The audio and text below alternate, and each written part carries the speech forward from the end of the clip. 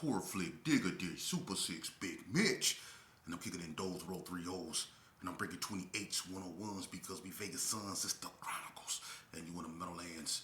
Yeah, you in the Meadows, man. And you already know what made me. 530. What that mean? Oh, that boy's a desert baby. Oh, yeah. Hubba Dub, Scrub, 22-inch gold Dana Danes, and Big Bolo Yang, I can never sit on McLean's. Welcome to Vegas Chronicles with the whole Super 6, Mr. Digger Ditch Big Mitch. And today, like any other day, y'all know what we do. We kick at you with factuals, with no additives and no preservatives. None of that stuff there. Just raw and uncut. Like what? Like what? Absolutely. Like summer sausages and crackers. Shout out to everybody that's been rocking with my platform. Shout out to everybody that hasn't been rocking with my platform. I got love for everybody. You know what I mean? Let's jump right off into it. You know, I answer questions that my audience asks me. And I try to be as neutral, honest as I can be. You know, I'm not going to make everybody happy, and a lot of people ain't going to support me. That's to be expected. You know, but my mission in life isn't to appease nor please people. It's to tell the truth about what went on in the streets of Las Vegas. You got other platforms that cater to, I guess, Vegas content, you know, but when it comes to these streets, when it comes to what happened in these streets, you're not going to get the accuracy, you know, nowhere other than right here. I was actually up in there. I wasn't on the sideline watching stuff happen. I was one of the ones participating, which takes me to this first question that was asked of me. And I don't know if I talked about this before, and if I have, please, you know, let me know. But they wanted to know what era was the most destructive in Las Vegas. And I'm gonna be honest with you. That's a good one. But, you know, to be fair, you know, I can never say the Ace of Spades, GQ, War Baby, OG era was the cause of what happened. Because a lot of those guys, they suffered from the epidemic. You know, the crack epidemic that hit in 85, 84, 85. A lot of, you know, neighborhoods succumbed to that, whether Paru, Playboy, UCC, OG, BTD, CCG, it didn't matter. A lot of people succumbed to that. And it hit the GQs hard. It hit the Ace of Spades hard, you know? So a lot of people succumbed to that. The carnage really started with my era, which is known as the Eazy-E era or the Colors era. It started with that era, you know, because we shied away from fighting, which was the traditional way of settling disputes. You very seldomly seen guns come out, although, you know, it was gunplay, but not like it was, you know, in my era. As a matter of fact, one of the first drive-by shootings in Las Vegas that I know of was when the Ace of Spades went down on Donna and got in a shootout with the GQs on Donna. The Ace of Spades, they had LTDs. That was how you knew that Ace of Spades was coming. That's how, see, people didn't have really bandanas and stuff back then. They wore certain things that you know, or insignias that clarified who they were. The Ace of Spades, when you seen a caravan of LTDs, you knew who that was. So they went down on Donna and shot up Donna, and when they was leaving, the GQs got at them. It was a shootout down there. You know what I mean? So that was one of the first drive-bys in Vegas, you know? But when my era came about, and, you know, that movie Colors came out, and people started getting a hold of different type of weapons, you know, that's when drive-by shooting started flourishing, you know? And when it comes to drive-by shootings, I'm going to keep it honest with you. You know, the Gersons, you know, you can say they started drive-by shootings, you know, the Gersons. But I'm going to tell you, it's out of the NTGs, the Donna Street Crips, the ABMs, or the Rolling 60s. You know, as time went on, they became the four gangs most known for doing drive-by shootings, although the Gersons did a lot, you know, but a lot of times the Gersons, they end up, you know, it'd be a situation like at a club, or they'll be in traffic or something like that, or they'll just end up bumping into each other. you know. But the Gersons, you know, there's so many of them, you know, you never know what they're doing or what kind of drive-bys, walk-bys, or whatever they're doing. There's so many of them, man. So the Gerson is a little bit more tricky. But the ABMs, the Rolling 60s, the Donnas, and the NTGs, they mastered the art of drive-by shootings. When it comes to the Bloods they got a whole different, you know, way of doing things. Although they will do drive-by shootings, they've known to do drive-by shootings. But one thing about the Bloods, they move different. The Bloods and the Crips, they move totally different in Vegas. For real. The Bloods are more unified. They're more in sync. They don't waste their bullets. They don't. And the Bloods are known for hitting their targets. The Crips, they're known for hitting. The Crips go spray up everything. You see, when the Crips come, they go spray. And that's the truth, man. You know, that's how it is out here. The Crips shoot up everything. When Shades got shot up, you know, it was people that got hit up in there that had nothing to do with that. You know, when the Donnas was coming through the Gersons, you know, they was hitting smokers. You know, the NTGs knocked down every smoker in the Gerson. For real. The smokers were an endangered species in the Gersons when them NTGs got through tearing it up over there. But when them Bloods get at you, they go be more precise. The 6-0s, when they get at you, they're more precise. By the time them 60s get at you, it's going to be too late because they're more in sync with each other. That's back then. I'm not talking about now. I don't know what's going on now. I'm talking about back then. You know? But my era is the one that started the carnage.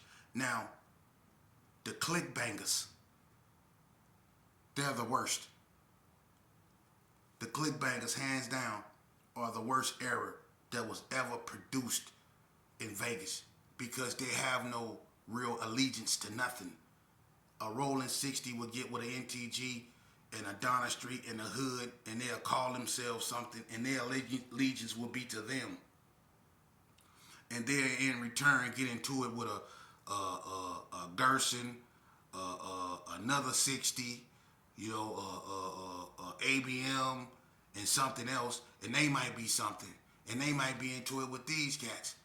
But notice how you got Gersons on both sides of the fence, or you'll have 60s on both sides of the fence, and they'll be warring each other. Man, you got 60s that's squad, 60s that's woods or whatever, you know, or however that stuff go, man. But it's all mixed up, so their allegiance is not to their neighborhood per se, it's to their clique, and that's how everything get misconstrued. And some homies will come across other homies that's a part of another clique, and once they knock each other down, ain't no coming back from that. So how y'all gonna call y'allself Gerson and you from the wood and then you from the squad and then y'all get into it and one of y'all knock each other down in the name of wood and squad, but y'all both claim Gerson? Do that make sense? You see how you from the wood and then you from the squad, but y'all both Gersons at the base. The base of what y'all claim is Gerson, but y'all let click banging differentiates you guys and to the point to where y'all knock each other down. The click bangers are the worst because even though we was out here doing what we was doing in the 90s and all that old stuff, and we was bad too, but the establishment we mostly, you know, got into it with was our own. We didn't really take it on the strip. We didn't get in shootouts on the strip. Them youngsters was shooting up the strip. You know, I mean, we had incidents at the courthouse and stuff like that. We set the stage. We set the tone for what became the click bangers, you know, destruction. Because a lot of us got taken off the street due to federal indictments. A lot of people got strung out on water.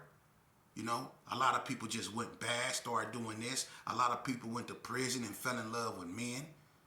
You know, a lot of people fell off and the guidance wasn't there no more. The youngsters stopped respecting the OGs, and then they came up with a term. They started saying, we don't got no big homies.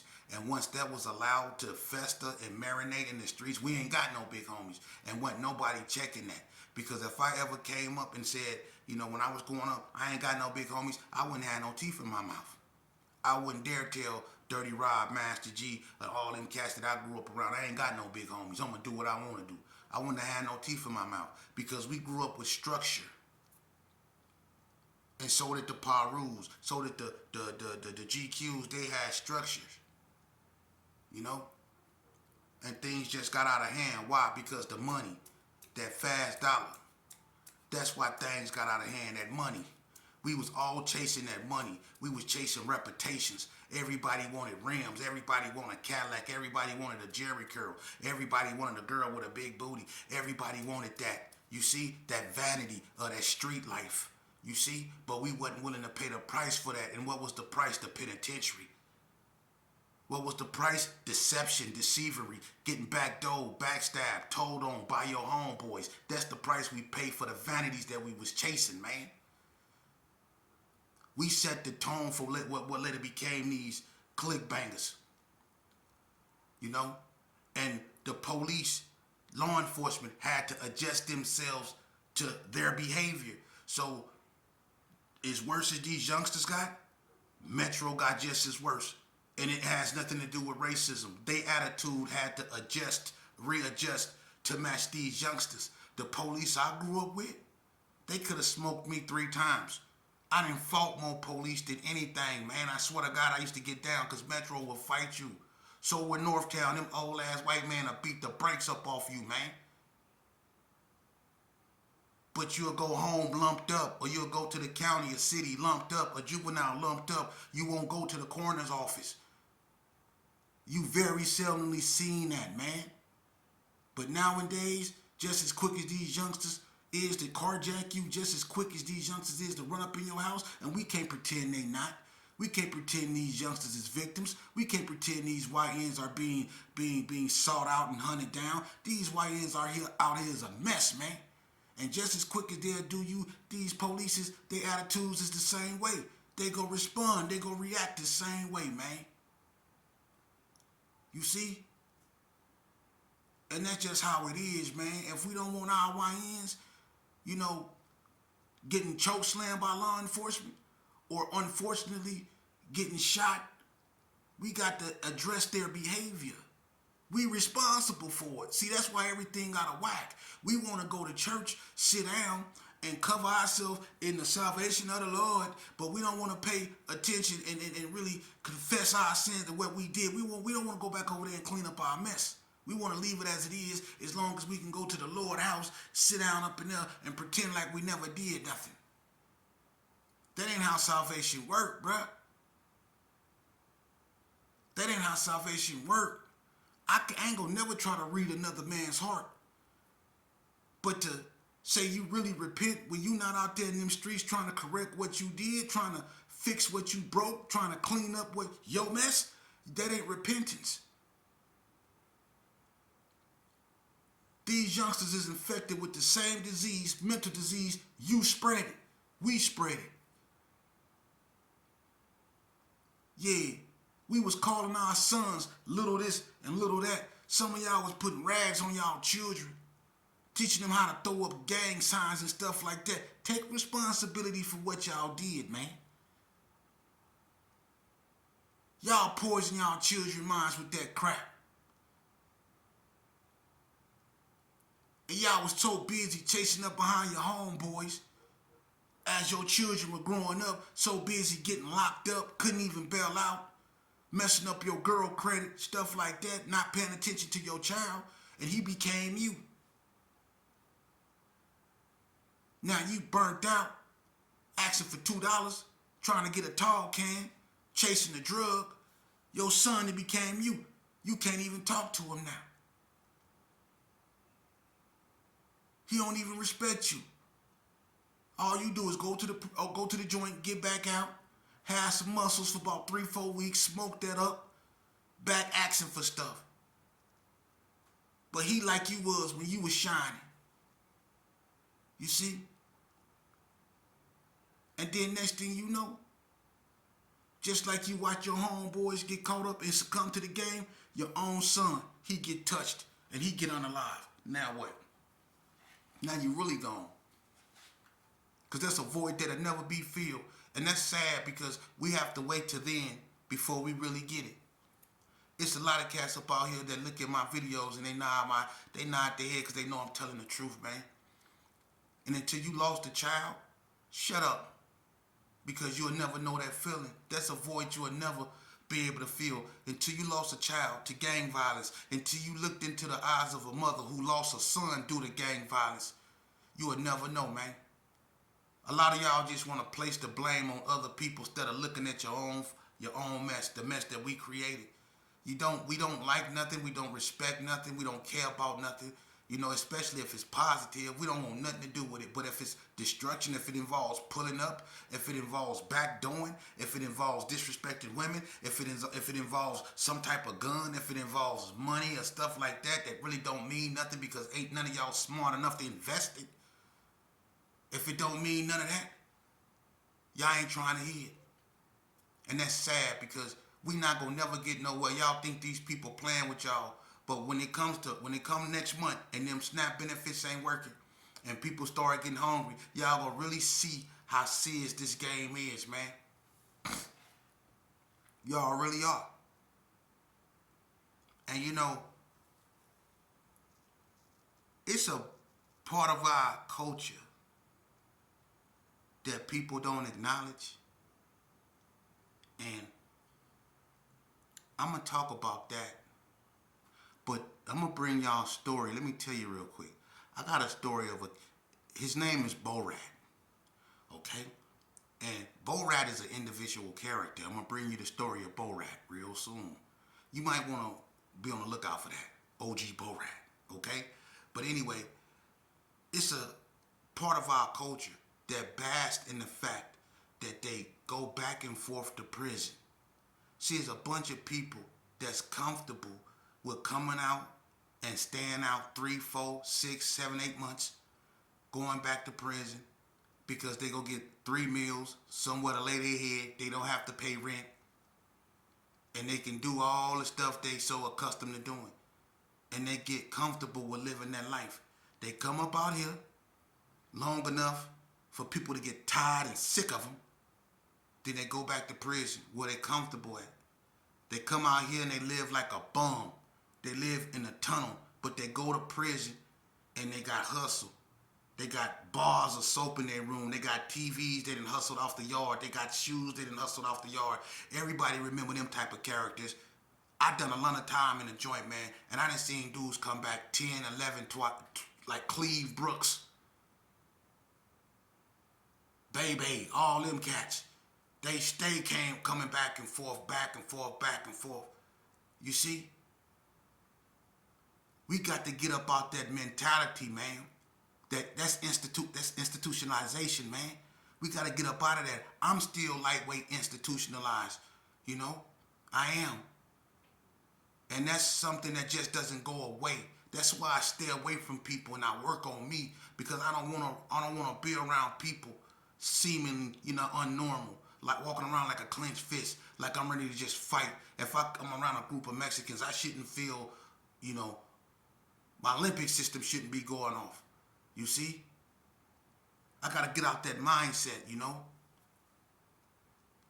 I still think, people following me, people watching me, because I'm so used to being watched from a tower. It's hard for me to stand flat-footed in the shower because I wore shower shoes for so long, man.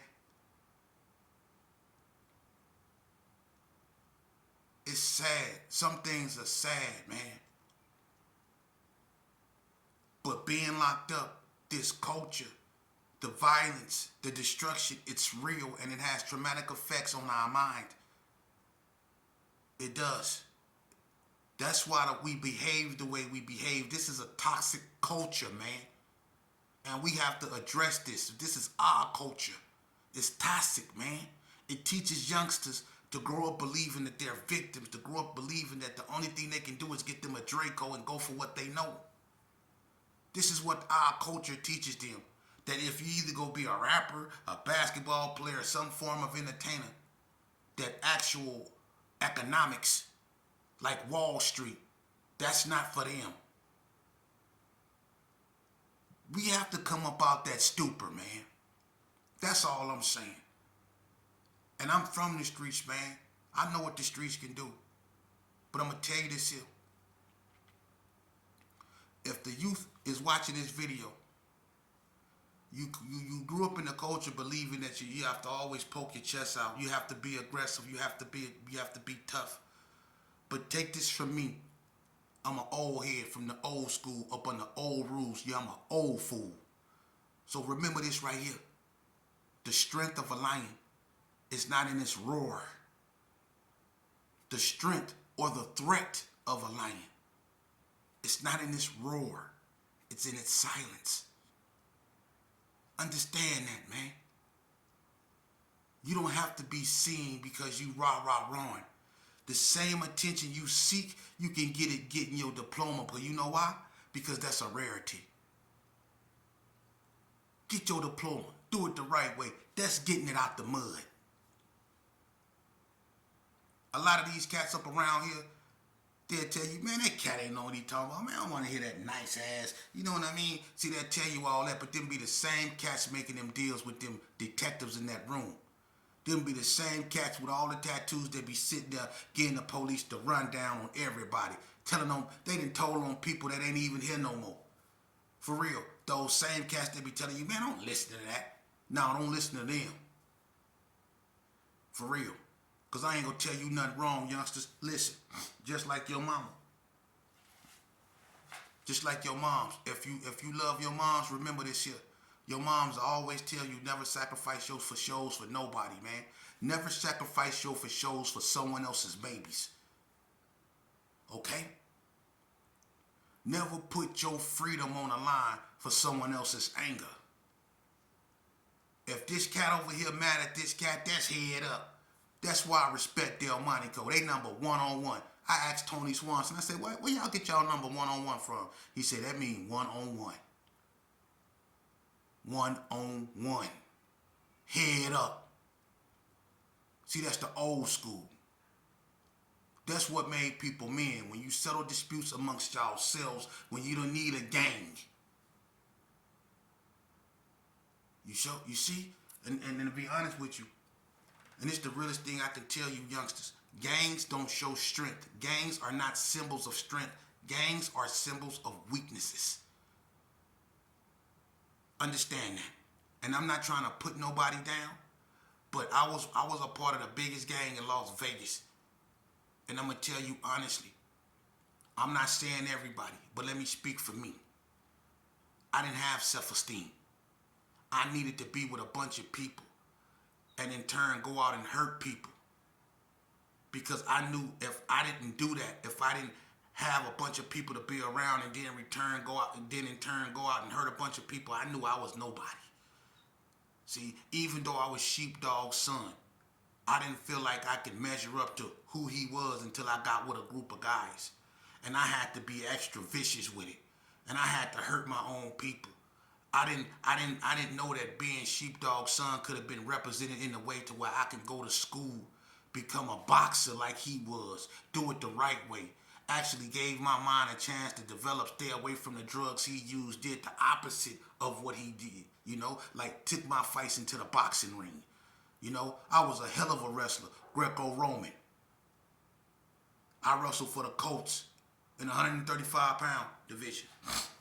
Swear to God, me, Marlo Thomas, Otto Kaufman from Pinoy Boys, we was all on the wrestling team. Johnny Boy from Donner Street, we was all on the wrestling team. I was cold with it. Now, coach was Mr. Riley. I wrestled twice.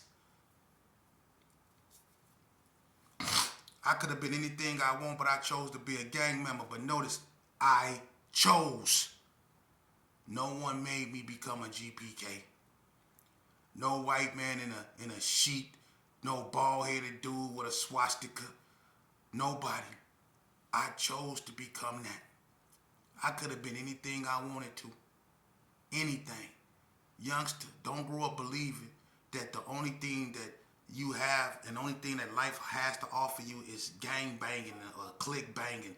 Nah, man. The world is yours. Your reality is what you perceive it to be. Invest in yourself. Love yourself more than you hate your enemies. Invest in yourself for real. Your homeboys is your mama. Your homeboys is your children. Your homeboys is your immediate family because them the ones you go to war for. For real. Because as much as we gang banged and we told each other we loved each other, I'm going to be honest with you, a lot of us just knew one another. We didn't love one another. Because when it came to a female, we was willing to blow one another head off over her. A female who didn't want neither one of us. When it came to some drugs or something, you seen how much your homeboys loved you. I seen one of my homeboys, and they didn't even say no names. I seen one of my homeboys one night, and this one I knew it wasn't no love. We was in Carry Arms one night, and I had a particular homeboy who did not like homies hitting his 40 ounce. And he set his 40 ounce on his Cadillac. I'm not gonna say no names, but he set his 40 ounce on his lap, right? And people knew not to hit his 40 because he didn't like people putting their mouths on his 40 ounce. He said people be around there doing unspeakable things with women, and he didn't want them drinking from, his 40. So this stupid homeboy, he's known for being stupid. He went up over there and he picked that man 40 up and he drunk it. And old boy that didn't like people drinking it watched him drink it. And soon as he got through drinking it and he put it down, he knocked him out. His own homeboy. And he didn't just knock him out. He knocked him out and he stomped him. His homeboys. And everybody know you don't stomp your homeboy. But that's the hate that your homeboys be harboring inside you, even when y'all lock signs. That's the hate. So you youngsters, and them the same type of homeboys that if you do something, they wouldn't think twice about telling on you. That's all I'm saying. If a homeboy have enough hate in his heart to stomp you, you don't think he'll tell on you? If it's you or him, think about that. So that's what you signing up